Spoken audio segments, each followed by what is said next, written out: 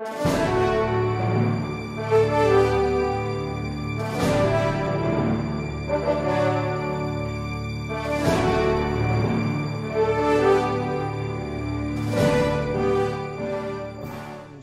sulat. Wala po eh.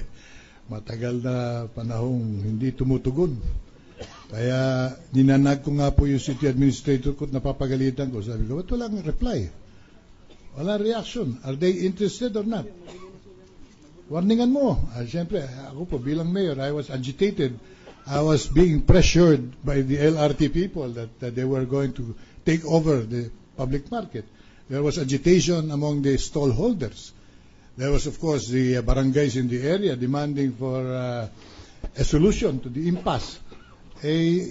Pinagagalitan ko yung city administrator ko. You get action done. Hindi pwede sumulat ka lang. So, ano ang ginawa ho ninyo? Nung hindi po sumasagot, naalala ko, I went to the city council and talked to Vice Mayor Danny Lacuna and asked them already, prepare an expropriation measure. That seems to be the only way we can take hold of that property. Kung ine-expropriate tayo sa kanan, expropriate natin sa kaliwa. Ano ang nangyari sa pinasulong ninyong umaksyon po naman agad si Vice Mayor Lacuna. Immediately, an expropriation measure was passed, discussed, and passed. At hinawakan ko na po yun. And I told my staff, kung hindi lalapit yung mga yan, kasuhan na lang natin. Pinapakita ko po sa inyo ang ordinansya bilang 7975 na may petsang Enero 24, 2000 na hinihingi ko pong mamarkahan na Exhibit 227. Yan po yung ordinansya, 7975. Meron hong mga pirma dyan sa ordinansang yan. Doon sa itaas na pangalan na Danilo Lacuna. Kanino hong pirma yon? Ito po yung pirma niya sapagkat kilala ko po pirma ni Vice Mayor. Ito po naman sa kaliwa. Kilala ko po ito. Pirma ko po ito. Okay. Doon ho sa attesting witnesses. Yung po yung pirma naman ng aking sekretaryo, si Attorney Emmanuel Sison, at yung sa kanan po naman ay Secretary of the City Council, Attorney Rodolfo Lapid. Bakit ho ninyo alam na yun ang kanilang pirma? Yun po ang aming madalas na pirmahan ng aming mga dokumento na nagbumula po sa City Council. Okay. Napuna ko po na isinasaad sa Section 1 ng ordinansang yan na ang lupa na i-expropriate ay sa pag-aari ng Guidotti Mercantile Corporation. Ngunit ang sinabi ninyo kanina ay ang may-ari ng lupa na paglilipatan ng palengke ng Sampaloc ay Basa Guidotti Enterprises. Maaari ba ninyong ipaliwanag ito? Kung mababasa po ninyo sa ordinansa, nababanggit po rito ang ilang parsela. In fact, there are about 5 parcels of land mentioned in the ordinance, and based on what the City Council may have researched, a number of these parcels of land, or maybe a majority of them, belong to the Guidotti Mercantile Corporation. Kaya yun ang ginamit po sa headline, sa heading. And pero sa amin pong pagsasaliksik, eventually, yung lot number 76220, the Basa property, belong to the Basa Guidotti Enterprise. Yun po ang kadahilanan kaya hindi po naging eksakto ang impormasyon sa ordinansa. Na sabi ho ninyo ang TCT number 76220. Pinapakita ko po sa inyo ang certified true copy ng TCT number 76220 na gusto naming markahan ng Exhibit 228. Ito po nakita kong titulo. Ito po nakatala. Basa Guidotti Enterprise Incorporated. May I request, Your Honor, that this TCT number 76220 consisting of 2 pages, 4 pages, be marked as Exhibit 228. Mark it accordingly. May I also request, Your Honor, that the registered owner of this TCT number 76220, namely Basa Guidotti Enterprises, Inc., be bracketed and submarked as Exhibit 228-A. Mark it accordingly.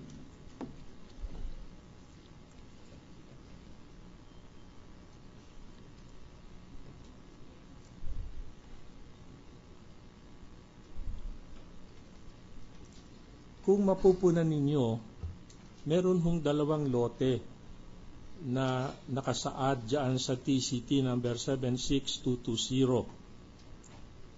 Ano ho ba dyan sa 2 lote ang gustong makuha ng lungsod ng Maynila upang maging relocation site ng palengke ng Sampaloc? Tama po, 2 bahagi po itong titulo ito eh. Yung isang 200 square meters at saka yung 1,027 square meters. Yung pong mas malaking bahagi ang aming talagang interesado kami. Nag-appropriate po ba ang City Council ng halaga upang ma-expropriate yung lupa na ginugusto ninyo? Meron po. Immediately they appropriated 30 million pesos available for this, authorized for this particular ordinance and purchase of the parcel of land. Is that appropriation found in the ordinance that you earlier mentioned? Andito po sa heading yun. Appropriating 30 million pesos or so much thereof. Okay. Yung po naman ang kulatilya sa expropriation, or so much thereof. In other words, it can be a bit higher, it can be a bit lower, depende po sa magiging final pricing. Pagkatapos na ipasa yung ordinansya na yan, ano ang nangyari? Dumaan po ang panahon na wala rin pong aksyon yung kabilang bahagi. And I remember, agitated na po kami dahil parang ayaw yata maniwala sa ating desisyon. Akin pong binigyan ng direktiba yung secretary to the mayor and our legal officer, draft a letter clearly stating our determined effort to get that parcel of land. Because we're already running out of time. We cannot allow the old market to be demolished without a relocation lot assured. Or at least the emergency stalls to be constructed in. Kaya inatasan ko po yung sekretaryo ko to draft a letter practically stating that and quoting a price as a first step towards our communication lines. Okay. Did your secretary actually draft the letter? Opo, immediately. Okay. Pinapakita ko po sa inyo ang isang sulat na may petsang Nobyembre 28, 2000 na hinihingi ko pong mamarkahan na Exhibit 229. Ito po yung sulat. Gusto ko lang idiin na in the second to the last paragraph, I personally asked my secretary to include this. If we still do not hear from you within 5 days from receipt of this demand, we shall be constrained to file the necessary complaint of expropriation against you and take possession of your property upon deposit of 20% of the assessed value thereof. Kanino ho ba Are you naka-address? marking the document? Yes, Your Honor. We are requesting Mark it that it be accordingly. marked as 229. Naka-address po ito sa Basa Guidotti Enterprises, yung pong nagmamayari according to the title, and attention, Mrs. Cristina Corona. All right. There appears a signature at the bottom of that letter above the name Emmanuel Season.